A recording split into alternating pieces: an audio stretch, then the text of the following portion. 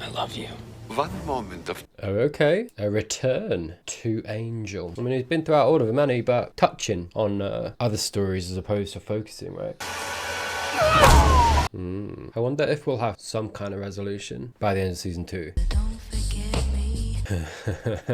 Sorry. Passion. It lies in all of us. Okay, are we going to dive into Angel maybe? And though unwanted, unbidden, it will stir. And this passion that we see in him for good and bad, right?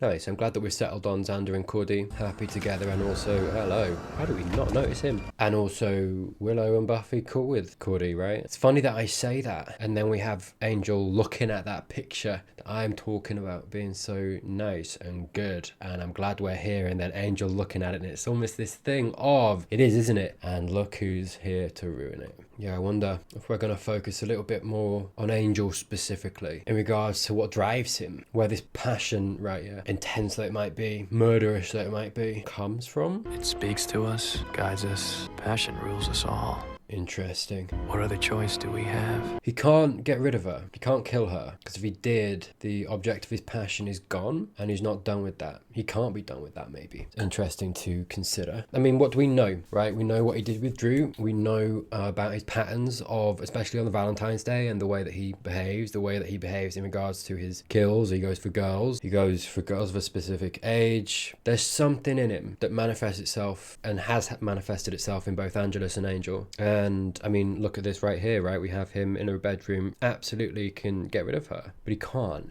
And I mean, we saw that obviously in Innocence and him kind of dressing it up as I'm going to kill her with kindness and break her heart, and that's how you destroy her kind of thing. Maybe there was more to that. We saw, I mean, we got in the reminder of her not being able to kill him, and that line reminded of that line of like him saying to her, you can't do it, can you? And I think that might be on purpose in the sense of she can't kill him, he can't kill her. And why? Why is that? What element, what level of passion is he feeling that means he can't?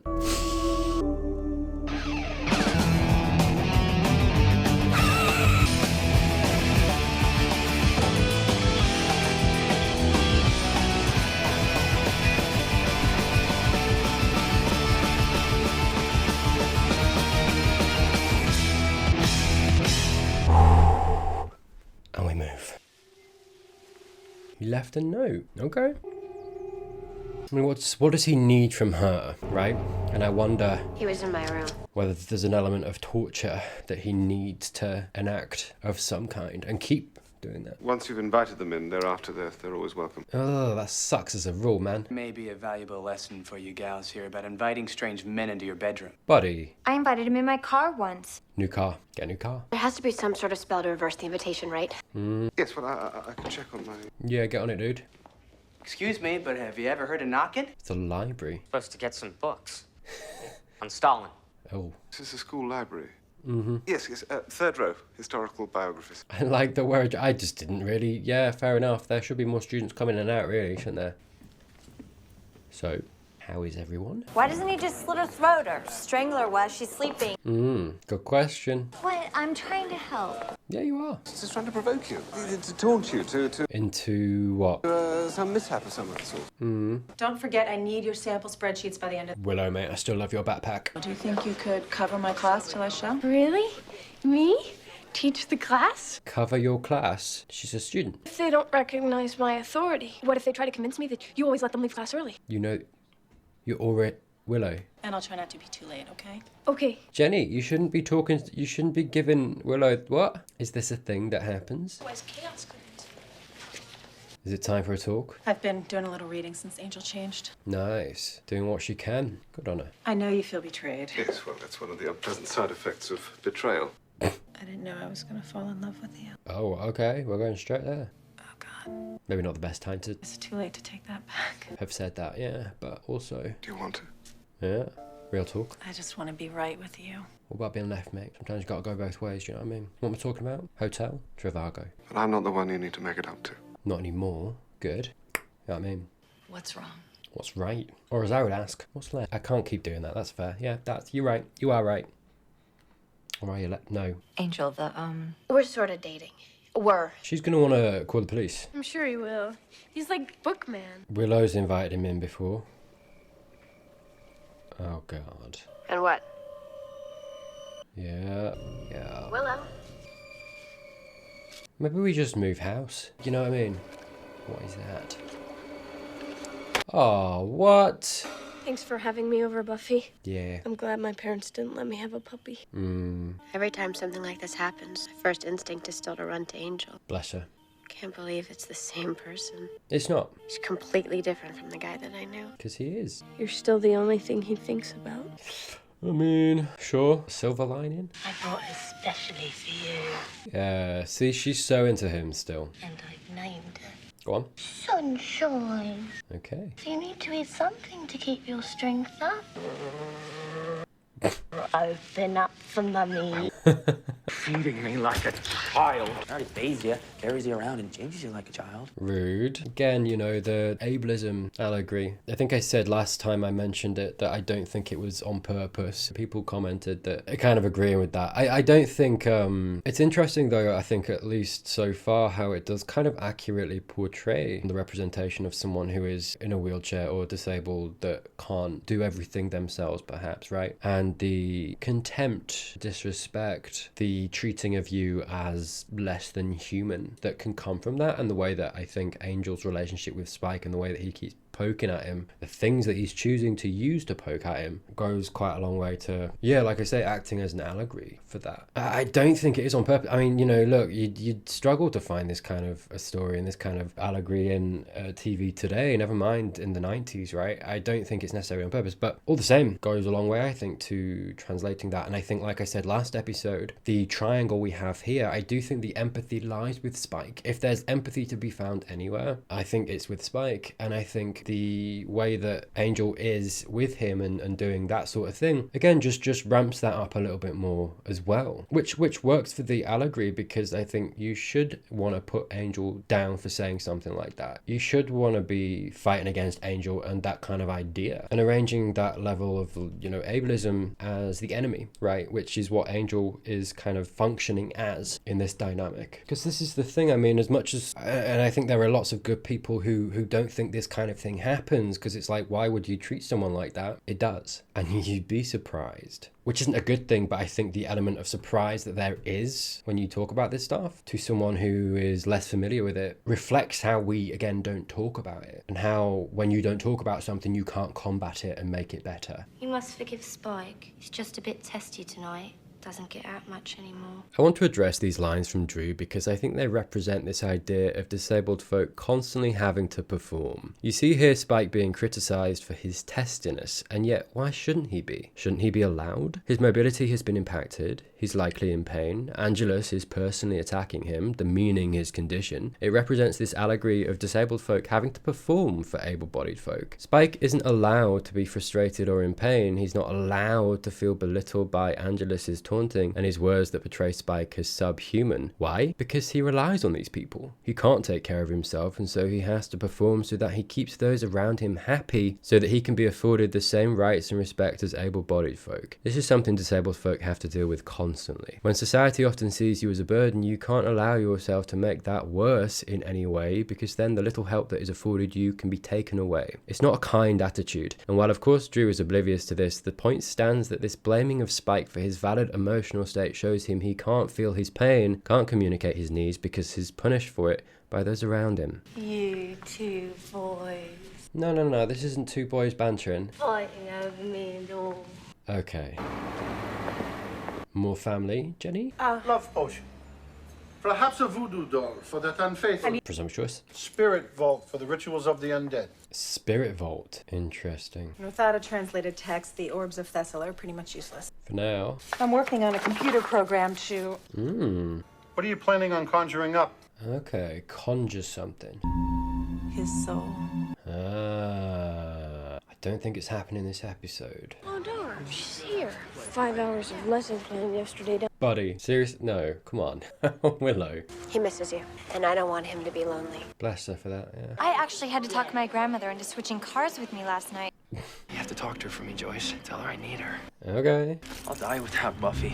Jesus. I haven't been able to sleep since the night we made love. Wow, going there, huh? Is where-based consensus? Is Joyce not there? Does she not see that? Okay, well, hey. Whatever works, works, you know what I mean? Could I See you later. You could stop by my house. Well. Uh-oh. Drew? Yikes, mate. Damn. You had a visit today. Uh-oh. That's it. It's gonna work. Oh no, why do I feel like Drew's gonna put a stop to this though? God, do you think Jenny's gonna bite it? Haha. No, not, I mean, but like for real though. Oh God. Yeah, we should all be taking way more precautions. I mean, everyone else kind of is. The sign in front of the school? Damn. Matia Transikara. Spike did not knock it down hard enough, eh? Angel, I've got good news. He's not gonna like that, mate. You know what I hate most about these things? Oh, man. They're so damn fragile. I never cease to be amazed. All has changed in just 2.5 seconds. The girl has got to be to get out now, dude. Why do I feel like she's gonna die? What's the play, Jenny? Wait, what are we doing? Yeah. Good. Okay. Need to work up an appetite first. This is not ideal. I don't know how she's gonna get out of this. Everyone else is tucked away, right? Just the way that her conversation went with Giles and the way it was kind of getting back to how it was. Something about that sets it up for me for her not to make it out of this episode. Mate, if he does this, this gets so personal. Considering that this is the thing as well. I think this is what's got my spidey sense tingling. Buffy also forgave her this episode, so it's like, do you know what I mean? She can die now. But yeah, if he does this, I mean, it's already personal, right? But Team Buffy's gonna come hard at him. Angel, mate, you don't deserve to catch her after that. You just ran into it. Okay. Sorry. Who's the car? Who's the car? This is where you get off. No. Oh, I saw it coming. I never get tired of doing that. But that was so quick, man. Damn. Holy, okay. Good. Not good. Sorry, I should have led a little bit differently with that thought. But I mean, good in the sense that no one's necessarily safe. I do like that. Again, I was getting little inklings just because of the way the episode was going and the conversations that we've been having and the way, just Jenny's inclusion in this episode and the way that her conversation with Giles went and also with Buffy and the forgiveness and, you know what I mean? Everything was set back up to go back to the way it was. Everything was kind of said. Nothing at that point was going unsaid, right? Everything had kind of been resolved in a certain way. It gave me the feeling that she was just not, like she could. And it allows you as the audience, the writers kind of giving the audience the easiest way to accept it, because it's like, oh, she died, but we've also got forgiveness. Damn, that was so quick, the way that he did it. Okay. Oh, Buffy's mom, that he and Buffy had, you know. Oh, yes. Because I just realized that being a librarian and all, he didn't know. Oh. What? I got it. Rude. Librarians are hot, man. I don't care what you say. You will tell Buffy I dropped by. You bet. Oh man, we are in for a hard ride with Jenny. Oh, bless Giles, man. God damn. Was he the first? I don't want to know. It's okay. He was the first. Teenagers are gonna do what they're gonna do, man. He's older than you. If only you knew. Too old, Buffy. Well, maybe she does. I just thought you would show more judgment. Bro, come on, you can't. She doesn't know. He wasn't like this before. Yeah. That'll be your cue to roll your eyes and tell me I'm grossing you out. No, this is good. They're getting a little bit of closeness, which I do feel like they've actually been lacking for a long time. Haven't really seen many scenes with them other than them just kind of passively interacting almost. Oh God. Mate, if he has access to your place, you should leave. Oh, he's gonna think it's Jenny. Oh, do you think he's planted Jenny's body? Oh, damn. Oh, Jenny? come on. Oh, no. Oh, man. I hate this. I hate that it's getting drawn out. I just need it to happen now and get over it. Do you know what I mean? Mate, take a few swigs, yeah? Several. Down it. Do you know, like, oh, God. It's gonna be horrible. This is gonna be horrible. This is gonna be horrible. Oh, God. Oh, man. That's horrible. Mate, this just got real. Like, there are so much stakes. Like, don't get me wrong, I think Innocence set up stakes really, really. I mean, I'm so sorry, Stace. It's ironic, innit? Excuse me. I apologize. That was insensitive. That is fair. But Innocence did. And that was, like I said, when I did that video, that was very heavy. I think it adequately set up a lot of stakes, but very much foundationally. This isn't so foundational. This is like, okay, they set up the foundation in Innocence. This is the progression of that. And we've lost somebody, right? That is like the natural progression of the stakes that was set in Innocence, and we just got real. Because I mean, as serious as and as heavy as it was in Innocence, it wasn't as real as this in the sense of actually losing people. It was hard, it was tough, it was emotionally taxing and horrible for the people involved, Buffy mainly, but no one died. That's maybe why we were shown that in the flashback, because Buffy's going to take this very personally in the sense of her choice not to kill Angel means that Jenny died. And I just know that she's going to take that on herself. But yeah, like I say, no one died in Innocence, right? We had that moment where Buffy could have, she couldn't, understandably so. And this is real. Sorry, I keep using that word, but what I mean by that is that the seriousness level ascended another level, right? I'm not trying to insinuate that the other stuff in Innocence wasn't real, right? Passion is the source of our finest moments. The joy of love. Yeah, it's going to drive her towards... It's so interesting as well that Jenny was like actually discovering a way to give his soul back. It means that that is obviously possible as well. But it's so interesting that they introduced that, and it's like that hope, and then it gets dashed, and then not only that, Jenny, the one that, you know, actually was working towards that, gone. And sorry, so yeah, we've you know, the episode is called Passion, and I think it's talking about Angel's passion and the way that he is, and the way that she, Buffy, is that to him, and that this behavior, this stuff isn't going to stop Jenny. That it's not going to just stop, right? It's not going to go away. He doesn't intend to kill Buffy. He tends to torture her for as long as possible, right? Probably take away as many people close to her as possible. And it's going to shift her motivations, I think. And that thing of like, give me time at the end of Innocence that she said to him when he was like, you can't kill me.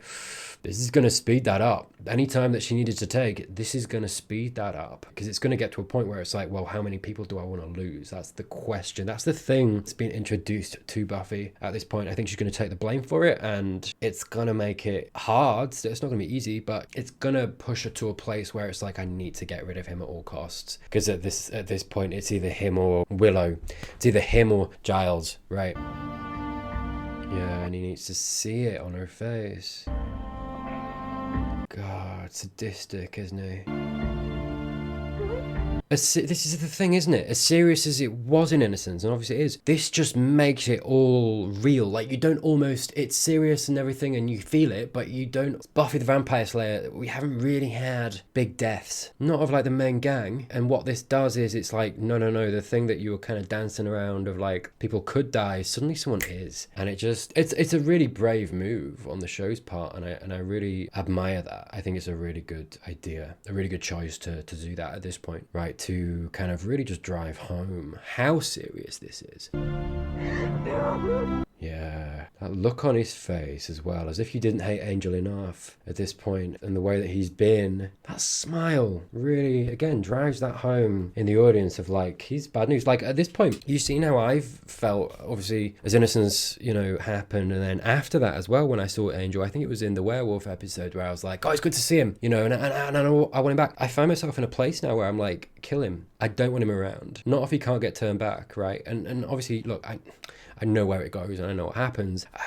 It's not that, but that's not the reality right now. That's not the show that I'm dealing with right now. And how I feel right now after these events is that I kind of want Buffy to kill him, truthfully. I think the show really kind of effectively, not even long after Innocence, puts you in a place where it's like, get rid of him. Don't you think he wants to be left alone? I'm not worried about what he wants. What he's gonna do. The garlic in the car. Yeah, he's gonna do something silly. And again, it's this thing I talked about Angel and Buffy's relationship returning to normal if he ever gets turned back. But I think at this point, he's burning bridges with kind of everybody. I guess Giles had a big night playing tonight. Giles didn't set this up. Oh, man. So Giles is gonna try to kill Angel then? Well, it's about time somebody did. Ooh. I'm sorry, but let's not forget that I hated Angel long before you guys jumped on the bandwagon. So I think I deserve a little something for not saying I told you so long before now. No. You pipe down, son. I'm so sorry, but no. You hated Angel when he was fine, which isn't something to brag about. That's a problem with you, not Angel. Now that Angel's changed, you've got a right to feel this way, but you don't get to rub that in their faces due to current events somehow justifying your hate towards him just because he was into Buffy and Buffy liked him, right? That's toxic behavior. That's poor emotional control. The things that have happened now don't make you right about how you felt then. And actually, you still were immature at that point to feel the way you did, considering the situation. And the fact that you're bringing this up to like beat people with, what? Because you feel, nah, like respectfully, nah, forget that. Disrespectfully, Xander, f*** off. I say faster, pussycat, kill. Even if it means Giles dies. There's only one thing wrong with Giles with a revenge scenario. And Angel has planned it. It's gonna get him killed. Yeah, idiot. If you ask me, I find myself preferring the old Buffy whipped Angelus. I wonder if Giles is kind of come in and kill Drew. Go on, Giles, mate. Yeah, I don't really stand his chances if I'm honest with you, but I hope he hurts him. Yeah, boy. Mate, don't hesitate. Get it. Get it! Whatever happened to wooden stakes? He'll get there. Alright, Buffy and Co need to get there quick, don't they? Come on, Giles, mate. You know better than this. But you know what it's time for now? Come on, Buffy. Don't hesitate. Kick in! Honestly, it's weird, isn't it? If I didn't know any better at this point, I'd be like T and Angel to get killed by the end of this season. Jeez. Why did you come here? No. Giles, come on. Are you trying to get yourself killed? Yeah. I mean, I get how he's feeling, you know, but... Oh. You can't leave me. I can't do this alone. They're in this together now. They were before, obviously, but like I say, it's reached a whole new level now. If we could live without passion, maybe we'd know some kind of peace. Yeah. Without passion, we'd be truly dead. Yeah, well, philosophically, it's an interesting thought. Not necessarily wrong. Passion and feeling passionate about things, it's sort of what drives a lot of people. I've buried too many people. But Jenny was the first I loved. I'm sorry. No. I'm sorry I couldn't kill him for you. No, come on. When I had the chance. It's another cruel lesson. I wasn't ready, but I think I finally am. Yeah, that's what I mean. Principal Snyder asked me to fill in for Miss Calendar. Why? Respectfully, mate, you shouldn't be teaching. You're a student. Angel is gone. Yeah. Nothing's ever gonna bring him back. Mate. Oh, come on.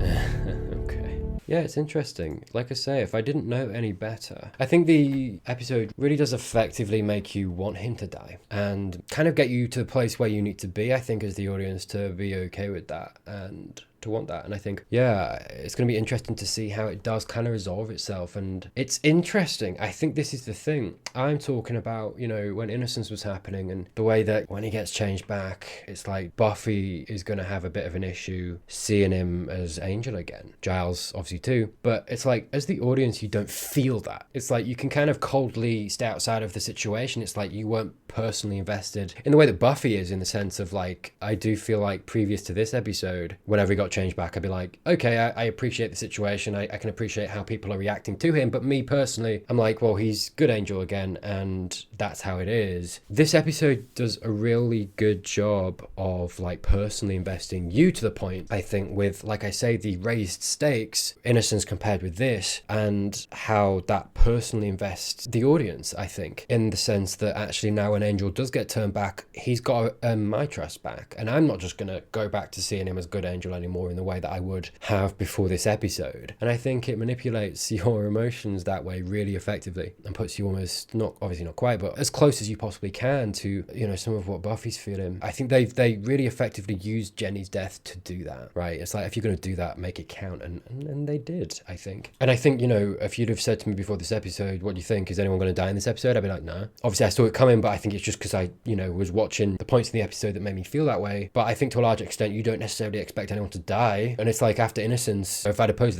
myself the question, do I think anyone's going to die before end of season 2? I don't know if I'd have said yes. So I think arranging, you know, some of the characters to a point where you can kill one of them off and like really raise the stakes, make it as serious as I think it is now, I think is really good. So yeah, it is what it is. Passion. There we go. And yeah, I think that philosophical idea, or that twisting of the idea of passion. I mean, look, passion can be good, it can be bad, right? It can manifest itself in different ways. I think it's true. I think to a large extent, we obviously as human, we feel passion and it drives us every which way. And without it, we would be a shell of ourselves. We wouldn't quite be the same. Would it be better? Maybe. It'd be less prone to emotion in the way that it would be explosive or intense in the way that, I mean, we've had this, you know, obviously a very negative example in Angel this episode, but you know, passion can, on the flip side of passion, we had the love thing between Giles and Jenny, right, to kind of balance that. And I think in this episode we got both examples of it, of the good that can come from it, of the potential that we were seeing this episode, of, you know, that foundation kind of back to normal, and the prospect of Giles and Jenny. And that's why they proclaimed that their love as well, right? This episode,